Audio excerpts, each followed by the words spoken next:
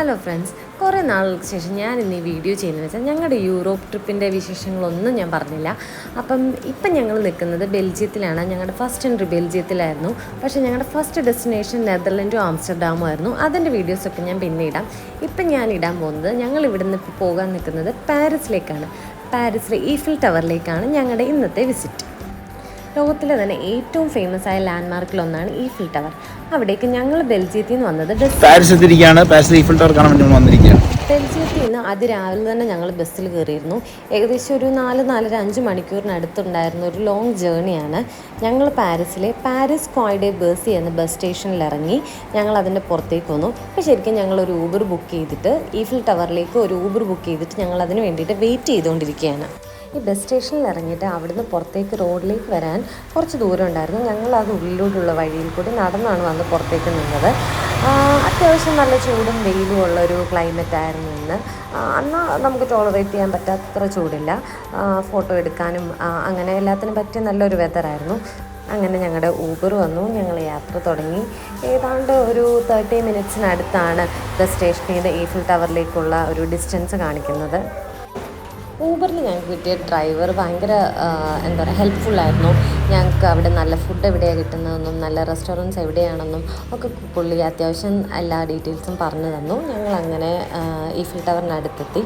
അപ്പോൾ ഞങ്ങളുടെ കയ്യിൽ ഞങ്ങളുടെ ലഗേജ് ഉണ്ടായിരുന്നു. അപ്പോൾ ഞങ്ങൾ അവിടെ അടുത്തൊരു സ്ഥലത്ത് ലഗേജ് കീപ്പ് ചെയ്യാൻ വേണ്ടിയിട്ട് ഒരു ലഗേജ് ലോക്കർ കണ്ടുപിടിച്ചിരുന്നു.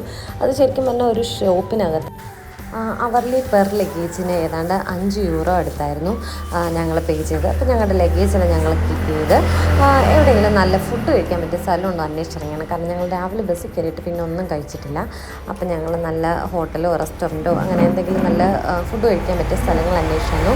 റോഡ് ഫുള്ള് ശരിക്കും പറഞ്ഞാൽ ഈവനിങ്ങിലേക്കാണ് ഞങ്ങൾ അവിടുത്തെ സ്പെഷ്യൽ എന്തെങ്കിലും ഫുഡ് കഴിക്കാമെന്ന് പ്ലാൻ ചെയ്തത്. അപ്പം നമുക്ക് അത്യാവശ്യം സമയം ഉണ്ടായിരിക്കും.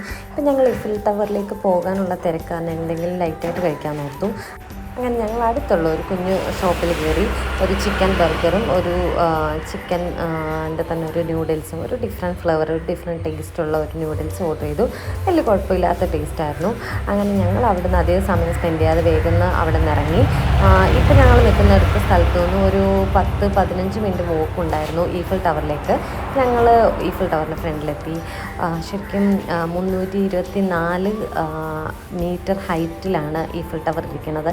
ഏതാണ്ട് 2-3 first floor, second floor, top floor എന്ന് പറഞ്ഞാൽ 3 ഫ്ലോറിലായിട്ടാണ് ഈഫിൽ ടവർ ഉള്ളത്. ശരിക്കും നമ്മൾ ഇതിനു മുമ്പ് പിക്ചറിൽ കണ്ടത് നേരിട്ട് കാണുന്ന അതൊരു ഭയങ്കര ഫീൽ തന്നെയായിരുന്നു.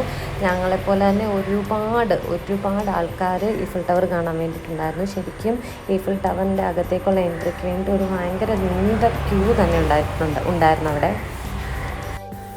ഈ നിൽക്കുന്ന പല രാജ്യത്തു നിന്നും പല സ്ഥലത്തു നിന്നും വന്ന നിരവധി ആൾക്കാർ ഇവർ ഫുള്ളി ക്യൂവിൽ നിൽക്കുന്നത് ഈഫിൽ ടവറിൻ്റെ ഏറ്റവും ടോപ്പിലേക്ക് പോകാൻ വേണ്ടിയിട്ടാണ്. ഞാൻ മുമ്പ് പറഞ്ഞ പോലെ first floor, second floor, top ഫ്ലോറാണ്. ഡിഫറെൻറ്റ് വ്യൂ ആണ് ശരിക്കും പറഞ്ഞാൽ 3 ഫ്ലോറിൽ നിന്നായിട്ട് കിട്ടുന്നത്. ഈഫിൽ ടവറിൻ്റെ ഫസ്റ്റ് ഫ്ലോറിൽ ചില റെസ്റ്റോറൻറ്റ്സും അവിടെയാണ് ഗ്ലാസ് ഫ്ലോർ ഡിസ്പ്ലേ ഒക്കെ ഉള്ളത്. സെക്കൻഡ് ഫ്ലോറിലേക്ക് ചെന്നാൽ നമുക്ക് സെൻറ്റ് റിവർ, ലോറൻ മ്യൂസിയം ഇതൊക്കെ അവിടെ നിന്ന് കാണാൻ പറ്റും. ഇനി ഇതിൻ്റെ ടോപ്പ് ഫ്ലോറിലേക്ക് ചെന്നാലോ ആ സിറ്റി മുഴുവൻ നമുക്ക് ടോപ്പ് ഫ്ലോറിൽ നിന്ന് കാണാം. അതെന്ന് പറഞ്ഞാൽ ഒരു ഭയങ്കര ഡിഫറെൻറ്റ് എക്സ്പീരിയൻസ് ആണ്. ശരിക്കും ഇതിൻ്റെ ഈഫിൽ ടവറിൽ പുറമെ നിന്ന് കാണാൻ എൻട്രി ഫീസ് ഒന്നുമില്ല. പക്ഷേ ഈഫിൽ ടവറിൻ്റെ ഈ ഫ്ലോറുകളിലേക്ക് കയറണമെന്നുണ്ടെങ്കിൽ അതിന് സ്പെഷ്യൽ നമ്മൾ ടിക്കറ്റ് എടുക്കണം. അതിന് അഡൽട്ടിൻ്റെ ടിക്കറ്റ്, ചിൽഡ്രൻസിൻ്റെ ടിക്കറ്റ് എല്ലാം ഡിഫറെൻ്റ് ആണ്. ശരിക്കും പറഞ്ഞാൽ ഇതിന് ശേഷമാണ് ഞങ്ങൾ ഞങ്ങളുടെ മെയിൻ എയിമിലേക്ക് നീങ്ങുന്നത്. ഞങ്ങൾക്ക് ഈഫിൽ ടവറിൻ്റെ ഫ്രണ്ട് നിന്നിട്ട് നല്ല ഒരു അടിപൊളി ഫോട്ടോ എടുക്കണമെന്ന് ഭയങ്കര ആഗ്രഹമായിരുന്നു. ശരിക്കും പറഞ്ഞാൽ ഈഫിൽ ടവറിൻ്റെ ഫ്രണ്ടിൽ നിന്ന് ഫോട്ടോ എടുക്കാൻ വേണ്ടി പല സ്പോട്ടുകളിലും ആൾക്കാർ വന്ന് വെയിറ്റ് ചെയ്യാണ് ഒരു നല്ല ലൈറ്റ് വന്നിട്ട് ഫോട്ടോ എടുക്കാൻ. ഇപ്പം ഞങ്ങൾ ചെന്ന സമയത്ത് വെച്ചിട്ടുണ്ടെങ്കിൽ സൺലൈറ്റ് കാരണം നമുക്ക് ഒരു നല്ല ഫോട്ടോ കിട്ടാൻ പറ്റില്ലായിരുന്നു. ഞങ്ങളെങ്കിലും കുറേ ഫോട്ടോ എടുക്കാൻ ട്രൈ ചെയ്തു, പക്ഷേ നല്ല ഫോട്ടോ കിട്ടിയില്ല. അപ്പം ഞങ്ങൾ നല്ലൊരു ലൈറ്റിന് വേണ്ടിയിട്ട് വെയിറ്റ് ചെയ്യാണ്. ഇവിടെ കുറേ റോഡ് ഷോസ് ഉണ്ടായിരുന്നു, കുറേ പേര് അത് എൻജോയ് ചെയ്യുന്നുണ്ടായിരുന്നു. നമുക്കിവിടെ ഒരുപാട് സ്ഥലത്തു നിന്ന് വെറൈറ്റി ഓഫ് ആൾക്കാരെ കാണാം. എല്ലാവരും ഈഫിൽ ടവറിന് ഫ്രണ്ടിൽ നിന്ന് കുറേ പേര് ഫോട്ടോസ് എടുക്കുന്നുണ്ട്, കുറേ പേര് ഈ റോഡ് ഷോ ചെയ്യുന്ന അത് എൻജോയ് ചെയ്യുന്നുണ്ട്, കുറേ പേര് അതിനകത്ത് അവരുടെ കൂടെ എന്താ പറയണത്, കൂടെ ഡാൻസ് ചെയ്യുന്നവരുടെ കൂടെ ഡാൻസ് ചെയ്യാൻ വേണ്ടിയിട്ട് ഇറങ്ങി. അങ്ങനെ ശരിക്കും പറഞ്ഞാൽ ഒരു ഡിഫറെൻറ്റ് എക്സ്പീരിയൻസ് ആയിരുന്നു. പല വെറൈറ്റി ഓഫ് ആൾക്കാരെ, വെറൈറ്റി ഓഫ് എക്സ്പീരിയൻസ്. വെയിൽ കാരണം സത്യം പറഞ്ഞാൽ ഞങ്ങൾ അന്നേരം ഫോട്ടോസൊന്നും എടുത്തില്ല. ഫോട്ടോസും വീഡിയോസൊക്കെ എടുക്കാൻ നോക്കി. സോ ഞങ്ങൾക്ക് വേണ്ട കുറച്ച് നല്ല ഫോട്ടോസും വീഡിയോസൊക്കെ എടുത്തു. അത്യാവശ്യം ഡേ ലൈഫുള്ള ഈ ഫിൽട്ടവറെല്ലാം ഞങ്ങൾ എൻജോയ് ചെയ്തു.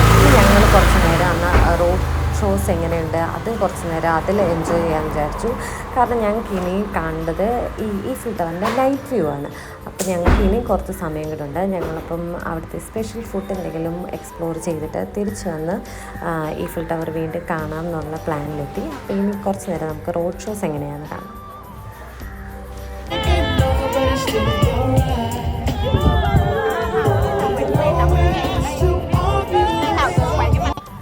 കുറച്ച് നേരം ഞങ്ങൾ ഇതൊക്കെ എൻജോയ് ചെയ്തിട്ട് ഞങ്ങളുടെ ഊബറിൻ്റെ ഡ്രൈവർ സജസ്റ്റ് ചെയ്തിരുന്ന ഒരു നല്ല റെസ്റ്റോറൻറ്റ് ഉണ്ടായിരുന്നു.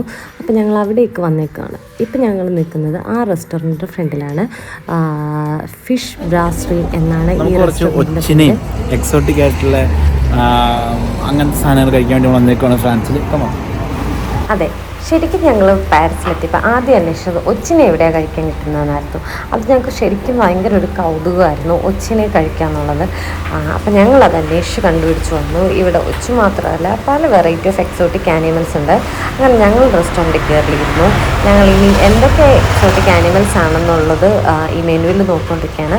ആ ഒരു റെസ്റ്റോറൻറ്റ് എക്സോട്ടിക് ആനിമൽസിൻ്റെ റെസ്റ്റോറൻ്റ് ആയതുകൊണ്ട് തന്നെ അവരുടെ ഇൻറ്റീരിയറും അതിനെ റിലേറ്റ് ചെയ്തിട്ടായിരുന്നു. അതും ഒരു വ്യത്യസ്തമായ ഒരു കാഴ്ചയായിരുന്നു. ഞങ്ങൾ അവരുടെ സജഷൻ പ്രകാരം കുറച്ച് variety of exotic animals order ചെയ്തു. ആദ്യം ഞങ്ങൾ ഓർഡർ ചെയ്തത് മിസൽസാണ്. പിന്നെ ഞങ്ങൾ സ്നെയിലിനെ ഓർഡർ ചെയ്തു, പ്രോൺസ് ഓർഡർ ചെയ്തു. ഇതിനൊപ്പം ഞങ്ങൾക്ക് നല്ല സാലഡ്സും ഫ്രഞ്ച് ഫ്രൈസും ഇതെല്ലാം കൂടി കമ്പൈൻ ചെയ്തിട്ടൊരു പാക്കാണ് ഞങ്ങൾ ഓർഡർ ചെയ്തത്. പ്രോണും ലോബ്സ്റ്ററും. ശരിക്കും പറഞ്ഞാൽ ഞാൻ ഒറ്റ സ്നെയിലേ കഴിച്ചുള്ളൂ. നമ്മൾ ജീവിതത്തിൽ ആദ്യമായിട്ടാണ് ഒച്ചിനെ കഴിക്കുക. ടേസ്റ്റിന് വ്യത്യാസമൊന്നും ഇല്ലെങ്കിലും എനിക്ക് മാനസികമായി അതത്ര അക്സെപ്റ്റ് ചെയ്യാൻ പറ്റുന്നില്ലായിരുന്നു. അതുകൊണ്ട് ഞാൻ ഒരു സ്നെയിലിനെ കഴിച്ചുള്ളൂ. ലോബ്സ്റ്റർ എനിക്ക് വലിയ കുഴപ്പമില്ലായിരുന്നു. അതിൻ്റെ കൂടെ ഒരു മയണൈസും എന്താ പറയണത്, ഒനിയൻ കൊണ്ടൊരു സാലഡ് പോലെ ഒരു ഇതും കുഴപ്പമില്ലായിരുന്നു. കഴിച്ചിട്ട് ഓക്കെ ആയിരുന്നു. അങ്ങനെ ഞങ്ങളെല്ലാം ടേസ്റ്റ് ചെയ്ത് നോക്കി. അങ്ങനെ ഫുഡൊക്കെ കഴിച്ച് കഴിഞ്ഞ് ഞങ്ങൾ വേഗം ഈഫിൽ ടവറിലേക്ക് നെക്സ്റ്റ് ഊബർ ബുക്ക് ചെയ്തു. കാരണം ഈഫിൽ ടവറിൽ 1 മണിക്കൂറിൽ 5 മിനിറ്റ് മാത്രമുള്ള ഒരു ലൈറ്റ് ഷോ ഉണ്ട്. അപ്പോൾ ഞങ്ങൾക്ക് ആ ലൈറ്റ് ഷോ മിസ് ചെയ്യാൻ പറ്റാത്തതുകൊണ്ട് ഞങ്ങൾ വേഗം തന്നെ അവിടുന്ന് കഴിച്ചിട്ടിറങ്ങി. ഏകദേശം 9 മണിയോടുകൂടി ഞങ്ങളെത്തി. ഞങ്ങൾ ശരിക്കും ആ ലൈറ്റ് ഷോയുടെ സമയത്തെത്തി. പക്ഷെ ഞങ്ങൾക്ക് ഒരു നല്ല ഫോട്ടോ എടുക്കാൻ പറ്റില്ല. പക്ഷെ ഞങ്ങൾ ആ ലൈറ്റ് ഷോ ശരിക്കും എൻജോയ് ചെയ്തു.